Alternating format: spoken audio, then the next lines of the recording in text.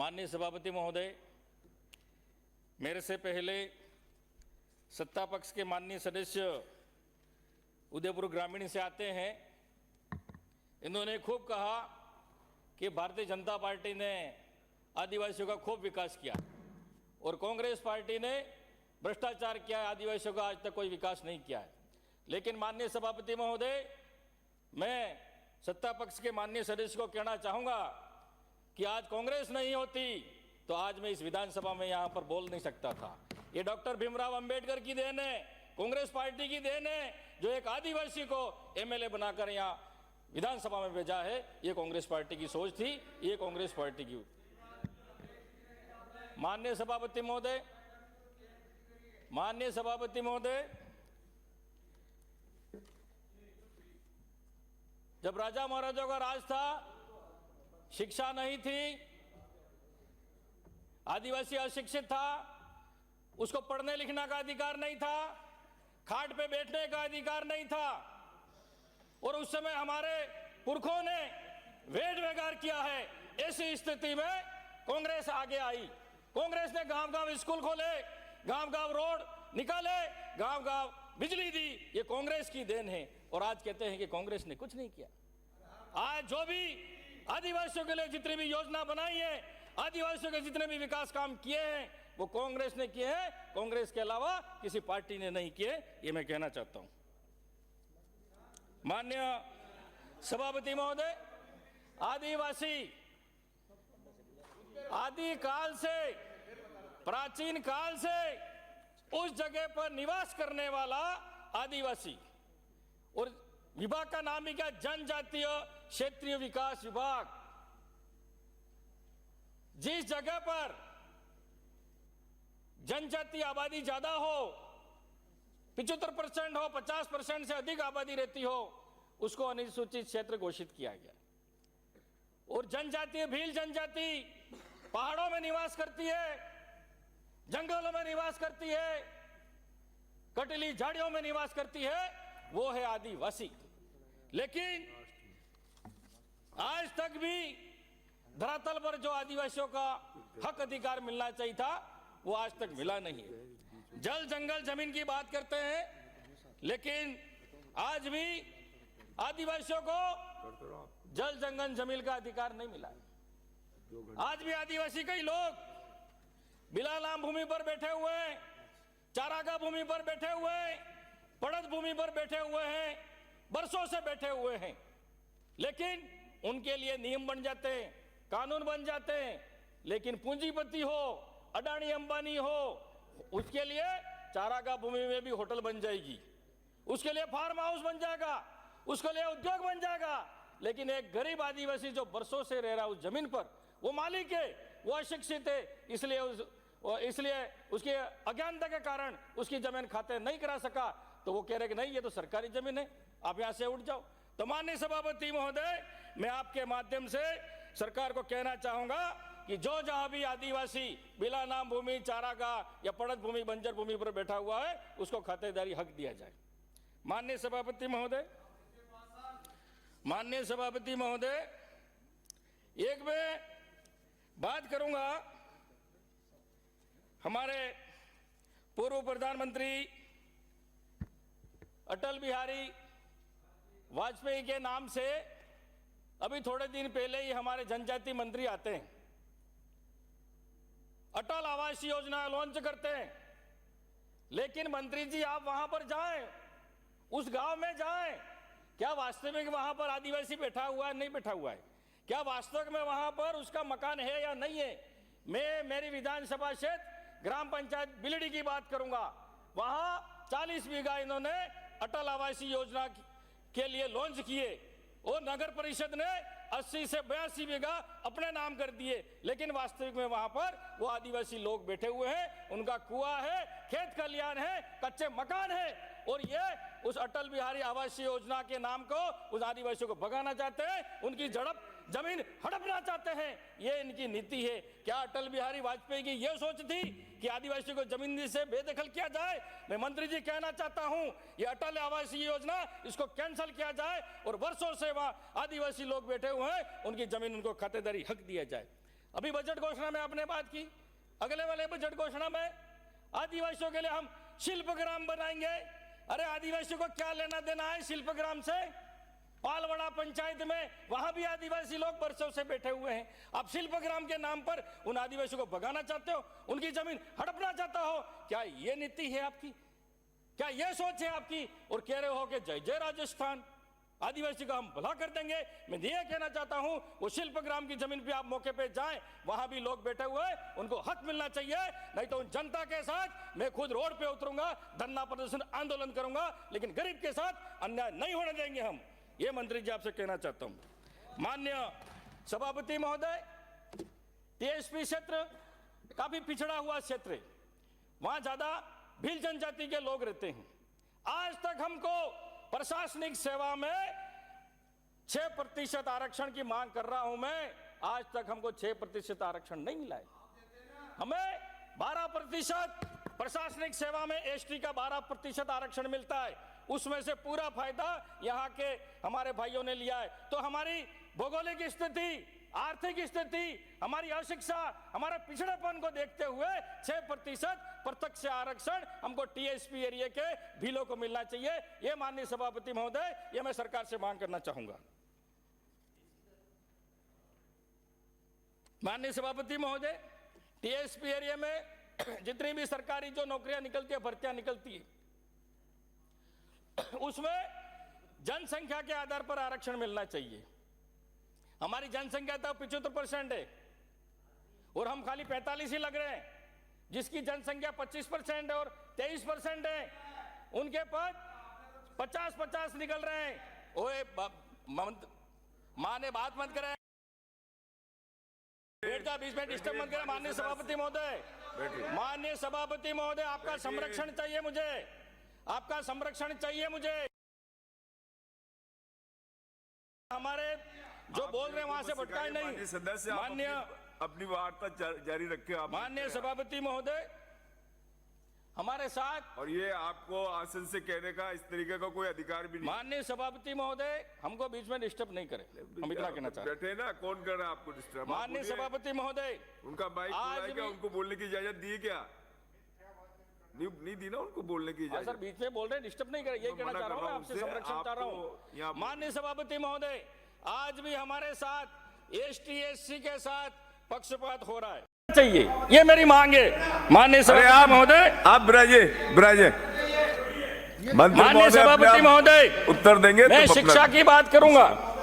शिक्षा के क्षेत्र में आपको भी दे रखी है। शिक्षा के क्षेत्र में माननीय सभापति महोदय, हमारा जनजाति विकास के मंत्री हैं, लेकिन आज भी हमारे कई स्कूलें पहाड़ों में, जंगलों में हैं, वहां पर रोड भी सुविधा नहीं है और खूब जर्जर अवस्था में है, बिल्डिंग गिरने की अवस्था में है। ये ऐसी स्थिति है। माननीय मंत्री महोदय जी, डूंगरपुर विधानसभा क्षेत्र में जितनी भी जर्जर स्कूलें हैं, जो जनजाति का बजट है 1750 करोड़ जो बता रहे हो आप, वो थोड़ा स्कूल में लगा दे तो जनजातियों का भला हो जाएगा। माननीय सभापति महोदय, कोचिंग सेंटर, मैं पूरे टीएसपी क्षेत्र में, हर जिले में, हर ब्लॉक में हमारे जनजातीय छात्र छात्राओं के लिए अलग से कोचिंग सेंटर होनी चाहिए, निःशुल्क होने चाहिए। हमारे बच्चे आईएएस की कोचिंग कर सकें, आरएस की कोचिंग कर सकें, ये आप व्यवस्था कीजिए। माननीय सभापति महोदय, एक मैं बात करूंगा नरेगा। नरेगा हमारे लिए संजीवनी जड़ी बूटी है और ये कांग्रेस की देन है। प्रधानमंत्री, स्वर्गीय प्रधानमंत्री मनमोहन सिंह जी की देन है, सोनिया गांधी जी की देन है, कांग्रेस पार्टी की देन है, जो हमारे टीएसपी एरिया में रोजगार के कोई, नरेगा के अलावा कोई उद्योग धंधे नहीं है, कोई रोजगार नहीं है।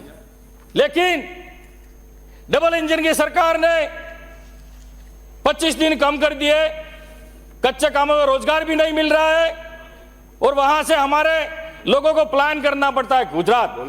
मैं सभापति महोदय आपसे निवेदन करना चाहूंगा कि हमारे टीएसपी एरिया को देखते हुए, जनजाति क्षेत्र को देखते हुए, हमारे मनरेगा में 200 दिन किए जाएं और न्यूनतम मजदूरी 400 रुपये की जाए। ये मैं माननीय सभापति महोदय आपसे मांग करना चाहूंगा। उसी के साथ सिंचाई की बात करूंगा मैं। सिंचाई के लिए डूंगरपुर जिले में खाली बरसात पर ही हमारा जिला निर्भर रहता है। एक ही फसल होती है, वो भी खरीफ की, और हमारे पथरीले पहाड़े, ऊंची नीची पहाड़ियां हैं, वो पानी बहकर गुजरात चला जाता है। तो माननीय मंत्री महोदय जी, आपसे निवेदन करना चाहूंगा कि ऐसी जगह पर आप चिन्हित करें और बड़े बड़े एनीकट बनाएं, बांध बनाएं, जिससे हमारे जनजाति कृषक हैं वो लाभ ले सकें, न कि क्योंकि बांसवाड़ा का पानी जा रहा है जालोर, लेकिन हम बिल्कुल पानी के पास होते हुए भी बिना पानी के रह रहे हैं। तो ये आप इसको देखें। माननीय सभापति महोदय, हमारे वहां पर डूंगरपुर विधानसभा क्षेत्र में कुएं हैं पुराने। जो कृषक होता है वो सिंचाई के लिए कुआं खोदता है, मजदूरी करता है, गहने गिरवी रखता है, मजदूरी करके जैसे तैसे कुआं खोदता है, लेकिन बारिश आते आते वो कुआं वापस धंस जाता है। हर साल यही प्रक्रिया होती रहती है। तो मैं जनजाति मंत्री से निवेदन करना चाहूंगा, पुराने कुएं गहरे कराए जाएं और उनके चारों तरफ पक्की मुंडेर कराई जाए, जिससे गाय भैंस बकरी कोई भी नहीं गिरे, और हर साल बारिश के पानी आने से भी वो कुआं धसे नहीं। आप कम से कम ये अभी आप इसमें लेवे, ये मेरा आपसे निवेदन है, क्षेत्र की जनता का निवेदन है। माननीय सभापति महोदय, अब मैं बात करूंगा महुआ। क्या है महुआ? महुआ हमारी पहचान है, महुआ हमारी रीति रिवाज परंपरा है। उस महुए के पेड़ से हम आदि काल से जुड़े हुए हैं, और महुए का जो फूल होता है उससे हम ढोकले बनाते हैं। कच्ची हांडी में खजूर के जो पत्ते होते हैं उसको अंदर डाल के उसको सेक के हम खाते हैं। और पहले जब अनाज नहीं था, जब हमारे पूर्वजों ने वो महुआ खा के सेक के जिंदा रहे हैं, उस महुए से हमारी बहुत जुड़ी हुई हमारी भावना है। आप भले हंस रहे हो, कुछ भी हैं, लेकिन हमारी संस्कृति, परंपरा, कल्चर, रीति रिवाज है, उसको हम भूलना नहीं चाहते। माननीय सभापति महोदय, आज जो महुआ है उससे महुए के जो फूल होता है उस फूल से हम उस फूल से हम हमारा जूस निकालते हैं उबाल के। हमारे पूर्वज महुए का जूस, हाँ महुए का जूस, तो महुए का जूस तो हमारे शादी ब्याह कोई मौका होता है, कोई प्रोग्राम होता है, उस समय हमारे मान सम्मान के लिए मेहमानों के लिए परोसा जाता है। और घर में भी हमारे जो हम कह नहीं रहे, हम वो नहीं कह रहे कि शराब ठीक है, शराब स्वास्थ्य के लिए हानिकारक है। अगर आपको ऐसा लगता है तो टीएसपी क्षेत्र में एक भी अंग्रेजी की शराब की दुकान बंद करो। क्यों खोली गई है वो? एक भी टीएसपी में अंग्रेजी शराब की दुकानें नहीं होनी चाहिए। अगर हमारे वहां कल्चर है, परंपरा है, तो हमारे वहां पर माननीय सभापति महोदय, मैं सरकार से निवेदन करना चाहूंगा, मंत्री जी बैठे हुए हैं, उनसे निवेदन करना चाहूंगा कि पुलिस वाले जो फर्जी मुकदमे बना रहे हैं, 2 लीटर किसी के घर में मिला तो 5 लीटर का मुकदमा बना रहे हैं। अरे वो कोई गुजरात बेचने जा रहा है क्या? कहीं बेचने जा रहा हो, बाजार में बेचने जा रहा हो, उसका आप मुकदमा बना सकते हो। लेकिन घर में पुलिस जबरदस्ती घुस के 2 लीटर जो शराब है, महुए का जूस है, उसको 5 लीटर बना के मुकदमा बनाती है और 5-5 हजार रुपए लेती है ये पुलिस। तो माननीय मंत्री महोदय जी, ये भी आप प्रस्ताव पास कराएं, ये मैं क्षेत्र की मांग कर रहा हूं। और आने वाले समय में इसी महुए को लेकर आंदोलन होगा, ये भी मंत्री जी मैं इस सदन में कहना चाहता हूं। माननीय सभापति महोदय,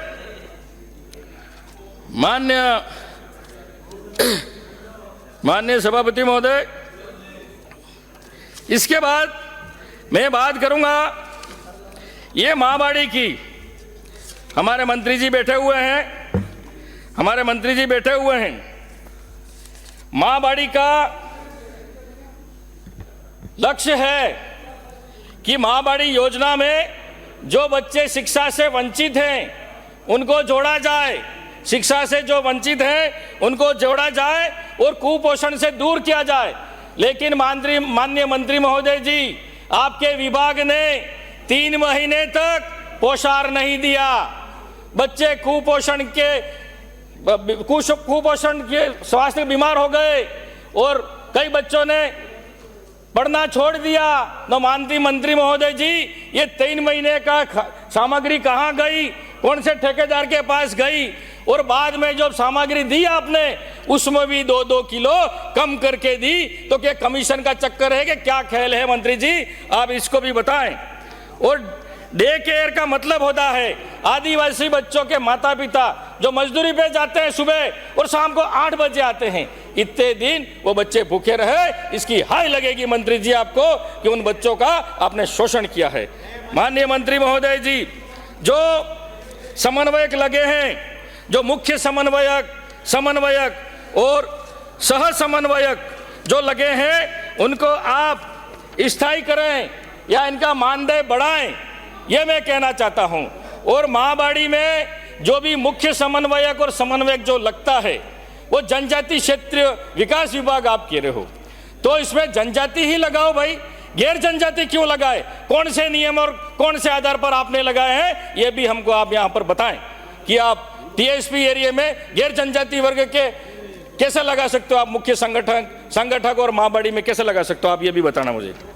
बाद में बताना मंत्री महोदय, आज इन्होंने जो घोषणा की है माननीय सभापति महोदय, ये बजट घोषणा में पेज नंबर 62 पॉइंट है चौथा, बालिकाओं को शिक्षा में प्रोत्साहन दिए जाने हेतु उच्च शिक्षा, तकनीकी शिक्षा तथा कालीबाई योजना के अंतर्गत 35,000 स्कूटी वितरित किए जाने की घोषणा करती हूं। ये माननीय मंत्री महोदय ने घोषणा की, लेकिन 2022-23 की स्कूटी आज भी सड़ रही है वहां पर। 2022-23 की स्कूटी कब वितरण करोगे? कब तक हमारे रजिस्ट्रेशन हो चुका है उन स्कूटियों का? कब तक हमारे सरकार को आप कोसते रहोगे? माननीय मंत्री जी, मैं कहना चाहता हूं 2022-23 की जो स्कूटी है वंचित बालिकाओं की, वो स्कूटी आप जल्दी वितरित करें। माननीय वो स्कूटियां कब की थी पता है क्या आपको? माननीय सदस्य, ये भी कहना चाहूंगा कि हमारे राम सागड़ा में बालिका छात्रावास आप खोलने की घोषणा करें, तलैया में बालक छात्र खोलने की घोषणा करें। हमारी सरकार में हो चुका था, पर आपने पता नहीं कहां रोक दिया मुझे पता नहीं। उसके बाद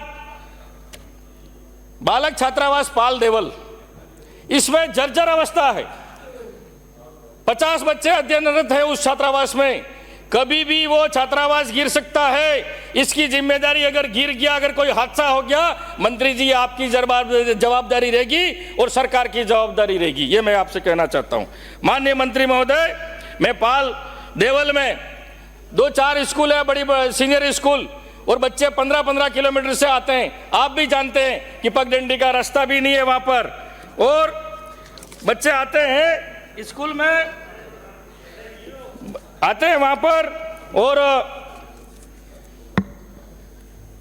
पढ़ने के लिए उनको कहीं और जाना पड़ता है। तो आप वहां पर रोल बढ़ाएं, उसको 50 से पाल देवल में 125 या 150 का रोल आप बढ़ाएं, ये मैं आपसे मांग करना चाहता हूं। माननीय मंत्री महोदय, ये मैं खास विशेष मांग करना चाहूंगा कि टीएसपी एरिया में माननीय सभापति महोदय, जब तक हमारा टीएसपी क्षेत्र का अधिकारी, भील अधिकारी वहां नहीं बैठेगा टीएडी में, तब तक हमारा आदिवासियों का टीएसपी क्षेत्र का भला नहीं हो सकता है। क्योंकि हमारे वहां पर कलेक्टर भी बाहर के आ गए, एसपी भी बाहर के आ गए, थानेदार भी बाहर के आ गए। अरे हमारी वहां की संस्कृति, रीति रिवाज उनको पता ही नहीं है। हमारी भाषा वागड़ी भाषा है, उनको वागड़ी भाषा समझ में ही नहीं आती है। तो इसलिए मैं कहना चाहता हूं, टीएसपी के अधिकारी हमारे खूब सारे अब तो हो गए हैं, वही अधिकारी हमारे अगर संभावित आयुक्त बन जाए, कलेक्टर बन जाए, एसपी बन जाए, तो ही हमारा भीलों का, आदिवासियों का भला हो सकता है, नहीं तो हमारा भला नहीं हो सकता है। माननीय सभापति महोदय, मैं आपके माध्यम से, सभापति महोदय, मैं आपके माध्यम से मेरे विधानसभा क्षेत्र में जब कोई व्यक्ति बीमार पड़ जाता है तो उसको कपड़े की झोली में डालकर हॉस्पिटल ले जाया जाता है, या तो खाट में डालकर उसको हॉस्पिटल ले जाया जाता है। आज भी पगडंडी का रास्ता है, मंत्री जी आपको पता है, आपको पता नहीं है तो आपके साथ माननीय जो वित्त मंत्री महोदय हैं, उनको विधानसभा क्षेत्र डूंगरपुर की पहाड़ों की एक बार सैर कराएं। वो पहाड़ों पर आदिवासी कैसे रहते हैं उनको चढ़ाएं, तो पता पड़ेगा कि वास्तविक में आदिवासियों की जरूरत क्या है। मैं आपके मंत्री महोदय आपसे निवेदन करना चाहूंगा कि मेरे विधानसभा क्षेत्र में ये रोड बहुत ही आवश्यक है, आप इसको जल्दी से जल्दी सेंक्शन कराएं, खाली झूठे आश्वासन मत देना। टपलारा मोड़ से खेहड़ा फला गड़ा मालजी मुख्य सड़क तक डामरी सड़क निर्माण, रमेश दीता के घर से संग्राम के घर तक डामर सड़क निर्माण, पालीछोड़ा कंडूला मेन रोड से राजकीय प्राथमिक विद्यालय बीजफला होता हुआ लांबा पाटड़ा मजोला सीमा तक डामर सड़क निर्माण, बीजफला कंडूला से शंकर कुबेर कोडेड़ के घर तक डामर सड़क निर्माण, नरसिंह जीवा खोकरिया के घर से शमशान घाट बोर का पानी हदरू घाटी तक डामर सड़क निर्माण कवलिया दरा, मेन रोड ननोमा फला से राजकीय प्राथमिक विद्यालय वाकी वडली स्कूल तक डामर सड़क निर्माण कवालिया दरा, बाबू हुरमा के घर से बोला तक डामर सड़क निर्माण चकमोडी घाटा, नवल श्याम सीनियर स्कूल से फूटा तालाब तक डामर सड़क निर्माण, नानका नाला दादू बदा के दुकान से हड़ात फला होते हुए सलियाट फला अमृत गला के घर तक डामर सड़क निर्माण, पावर हाउस सतीरामपुर से जाहेला फला मरता बदा मनाद के घर होता हुआ मेन रोड गुमानपुरा सड़क तक डामर सड़क निर्माण, पुंद्रावाड़ा सीमा से माकरेड़ा स्कूल होते हुए मणिलाल हुरजी खराड़ी के घर तक डामर सड़क निर्माण, बंजारिया फला जाकोल से गड़ा मालजी तक डामर सड़क निर्माण, खेहड़ा टपलारा स्कूल से कुएड़ा महादेव मंदिर शमशान घाट तक डामर सड़क निर्माण। ये मंत्री जी आप बहुत बहुत जल्दी कराएं, और जो 1500 करोड़ पहले वाले बजट में घोषणा थी उसका भी आप हवाला दें कि वो 1500 करोड़ रुपए आपने किस पे खर्च किए। अब ये 1750 करोड़ और दिए हैं एसटी और एससी के लिए, अब एससी का कितना है एसटी का कितना है आप ये भी बताएं।